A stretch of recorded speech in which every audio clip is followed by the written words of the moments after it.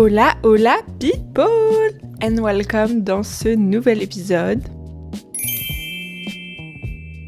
Aujourd'hui, on se retrouve dans cet épisode pour faire un petit débrief de la grande cérémonie des Grammys. Petit point, histoire de c'est quoi les Grammys ? Les Grammys, c'est la cérémonie la plus prestigieuse dans le monde de la musique. C'est un peu comme les Oscars, mais version musique. Les prix sont donc décernés par la Recording Academy. La Recording Academy, c'est une institution américaine qui est composée de pros dans le domaine de la musique. Donc c'est composé d'artistes, de producteurs, d'ingé son, bref, pas mal de gens qui travaillent dans ce domaine-là. Donc, les personnes de la Recording Academy vont donc voter pour chaque catégorie et c'est eux qui vont décerner le prix à l'artiste. La première cérémonie des Grammys, elle a été faite en 1959 et l'objectif à cette époque-là, c'était de redonner de la crédibilité à la musique dite artistique. Parce qu'à l'époque, c'était surtout le rock'n'roll qui prenait beaucoup de place dans le monde de la musique, mais c'était une musique qui était jugée assez commerciale, donc on voulait redonner de la crédibilité aux autres styles de musique, comme par exemple le jazz ou le classique. Bon, vous allez voir que maintenant, ça a bien changé, mais à l'époque, c'était l'objectif principal. Maintenant que vous avez un peu le contexte et que vous savez ce que c'est la cérémonie des Grammys, on va donc parler de la 68e cérémonie qui a eu lieu dans la nuit du dimanche à lundi. Alors déjà, la cérémonie a été ouverte par un show de Bruno Mars et Rosé qui nous ont chanté la chanson Appâté, mais en version rock.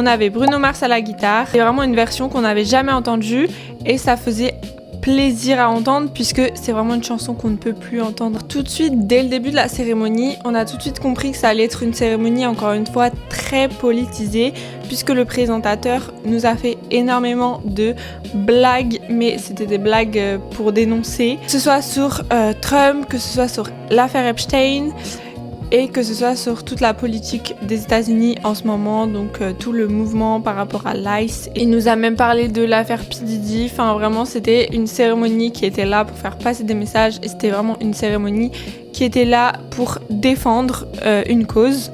Donc en parlant de politique, on a eu le retour des petits badges avec l'inscription Ice Out. Cette fois-ci, il y en avait encore plus qui les portaient. On a notamment pu les voir sur Justin et Hailey Bieber. On les a vus dans les cheveux de Lady Gaga. D'ailleurs, si vous voulez mieux comprendre ce mouvement de l'ICE et ce qui se passe aux États-Unis, j'explique beaucoup plus en détail dans la vidéo sur les Golden Globes. Je vous laisse aller la voir et puis vous revenez ici après.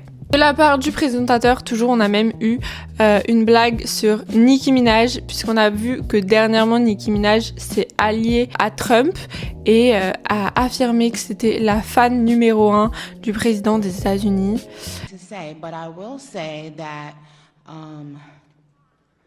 I am probably the president's number one fan. Ce que je trouve un peu hypocrite de sa part, sachant que Nicki Minaj, la plupart de son audience et la plupart de ses auditeurs, ceux qui lui ont un peu créé sa carrière, on va dire, c'est vraiment les girls and gays. Donc madame, je trouve ça vraiment hypocrite de sa part de se ranger du mauvais côté, justement. Le créateur a donc fait une blague en disant que « Vous inquiétez pas, Nicki n'est pas là, elle est encore à la Maison Blanche. » Nicki Minaj is not here, she is not here.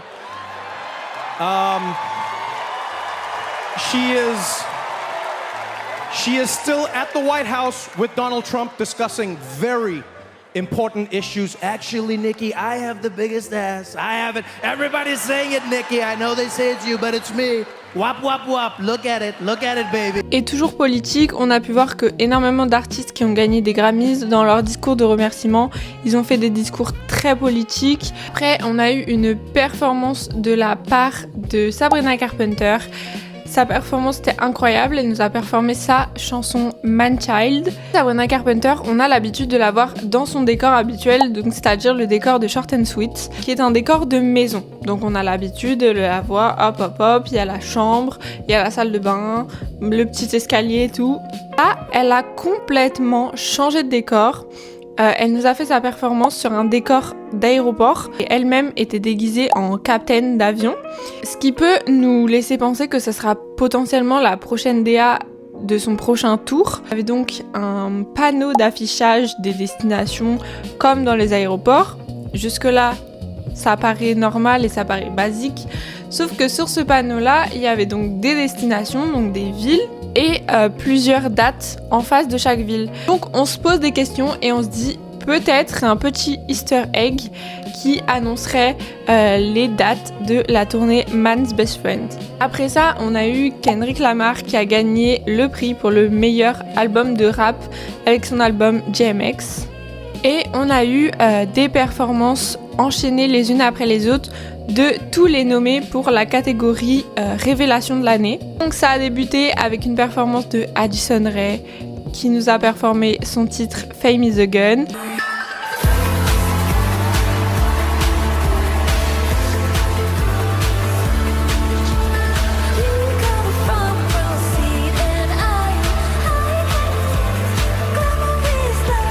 Elle nous a fait un truc de fou et comme d'habitude, elle a fini en culotte sur la scène, mais bon, ça on le savait déjà. On a eu donc un enchaînement avec la performance du groupe Cat's Eye, puis la performance de Léon Thomas. Léon Thomas, pour ceux qui ne voient pas qui c'est un des acteurs de Victorious. Je ne savais absolument pas qu'il faisait de la musique et je ne savais absolument pas que c'était lui qui chantait. Là, il nous a performé sa chanson Mutt. She said, take your time, what's the rush? I said, baby, I'm a dog, I'm a mutt. Donc je pense que c'est une des plus connues, c'est une chanson qu'on a beaucoup entendue sur les réseaux et en fait je ne savais absolument pas que c'était lui qui chantait ça. Toujours dans la même catégorie, en enchaînement, on a eu une performance de Alex Warren qui nous a performé son titre Ordinary.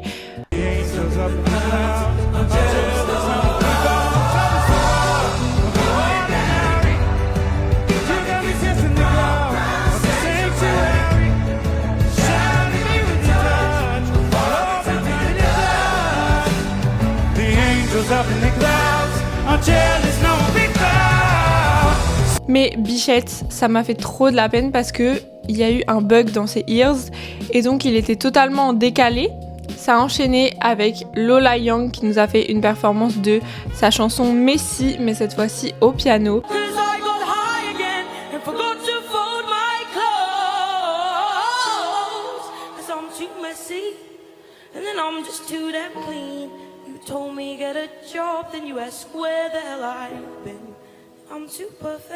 Donc avec une version assez calme et franchement j'aurais jamais vu cette musique là sur ce tempo là un peu très calme, un peu piano et ça rendait hyper bien, c'était hyper cool. On a enchaîné avec la performance de Olivia Dean qui nous a chanté sa chanson Man I Need.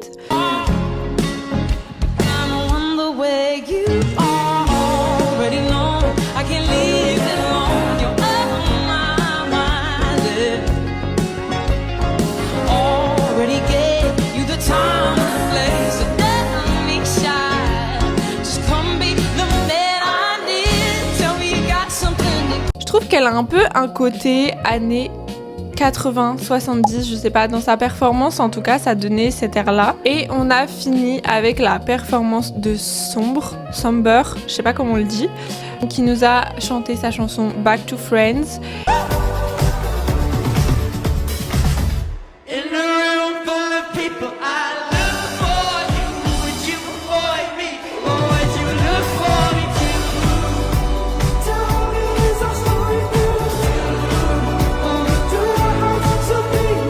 Et le mec avait un costume full disco. Genre vraiment, c'était un disco ball. Vraiment, il ressemblait à ça. Donc après ça, on a accueilli Chappell Roan pour remettre le Grammy de la meilleure révélation de l'année, puisque on se rappelle, Chappell Roan, elle a gagné ce prix-là l'année dernière. Il fallait bien qu'elle revienne pour un peu donner sa place, on va dire. Et donc Olivia Dean qui a gagné ce prix de nouvelle révélation de l'année. Et Olivia Dean qui nous a fait encore une fois un discours très politique en disant que elle, ses grands-parents étaient des immigrés, c'était donc un produit de l'immigration et qu'elle en était très fière. And I guess I want to say I'm up here as a granddaughter of an immigrant. I wouldn't be here.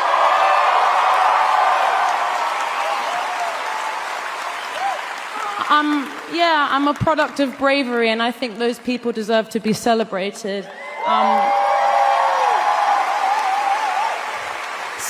Après ça, on a eu une performance de Justin Bieber. Oui, mesdames et messieurs, seul et l'unique Justin Bieber a enfin remis les pieds sur scène.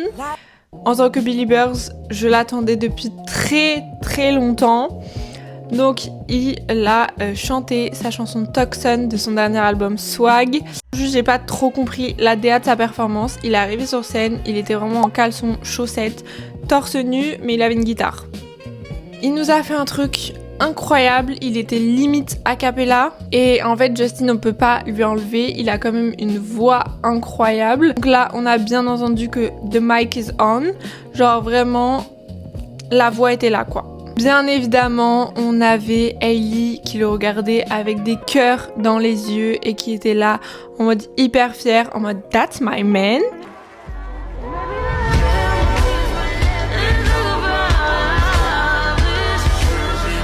Et petit détail que j'ai remarqué pendant cette performance, alors je sais pas si c'était fait exprès ou pas, mais du moins la guitare de Justin était violette et c'était le même violet que sur l'album My World et du coup c'était le même violet qu'on a connu pendant la Baby era. On a notamment pu remarquer que Justin avait un nouveau tatouage dans le dos qui ressemble énormément à une photo de Hailey, donc Justin se serait peut-être fait tatouer la tête de sa femme dans le dos. Après, on le connaît, on sait qu'il a déjà la tête de Selena tatouée sur l'avant-bras, donc franchement, ça m'étonnerait pas de lui. Après cette incroyable performance, on a eu la remise du prix pour le meilleur album de Musica Urbana, qui a été décerné à Bad Bunny avec son album DTMF.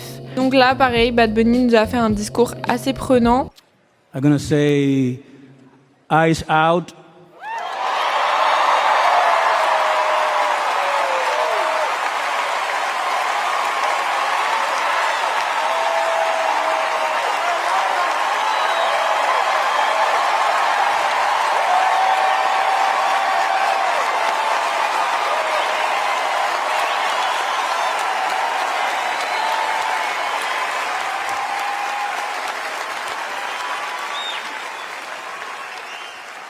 We're not savage, we're not animals, we're not aliens, we are humans and we are Americans.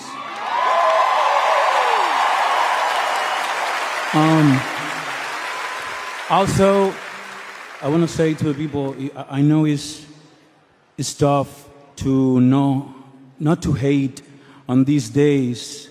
And I was thinking, sometime we get contaminados. I don't know how to say that in English.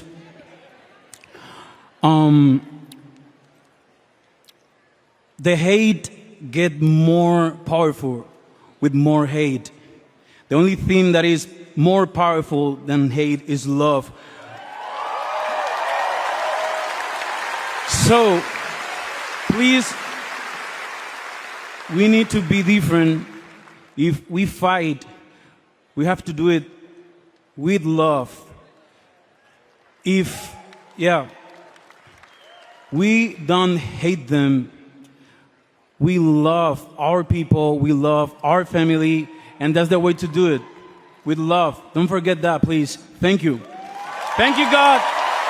En disant bien évidemment le fameux Ice Out, qui a enchaîné une énorme standing ovation dans toute la salle. Ça a duré au moins genre 1 minute de cris et d'applaudissements de gens qui étaient ouais et tout. Après, il a fait vraiment un big message de love en disant que ce qui était plus fort que la haine, c'était bien évidemment l'amour et qu'il fallait qu'il combatte tout ça, toutes ces injustices et tout ça en donnant de l'amour autour d'eux. Et que ça servait à rien de combattre la haine par la haine, mais de combattre la haine par l'amour. Fight with love. C'est un très beau message.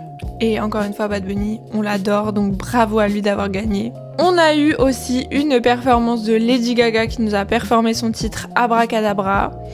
Alors pareil, j'ai pas trop compris la DA de la performance, puisqu'elle est arrivée sur scène avec un espèce de grand couvre-chef en osier. C'était censé représenter un œil, mais personnellement j'ai plus vu un abat-jour.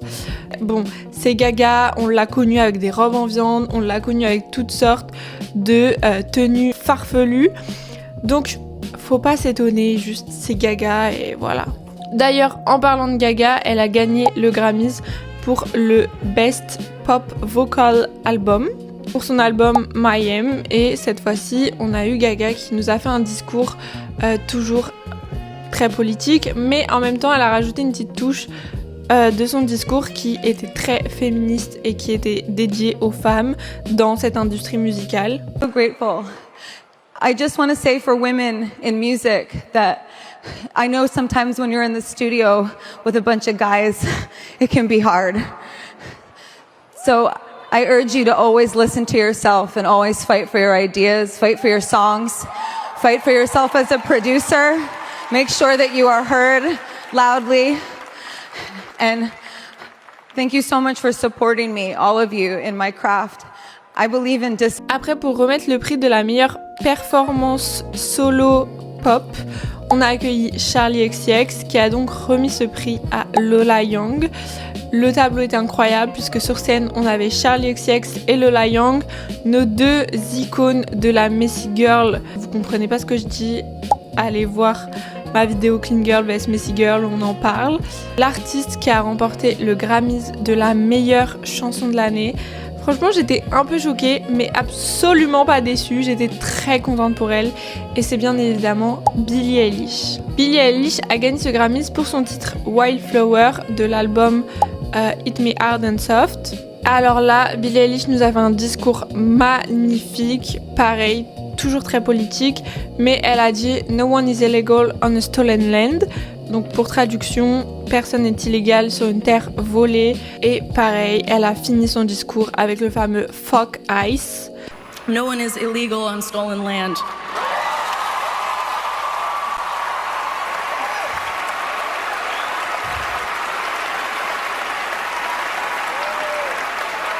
And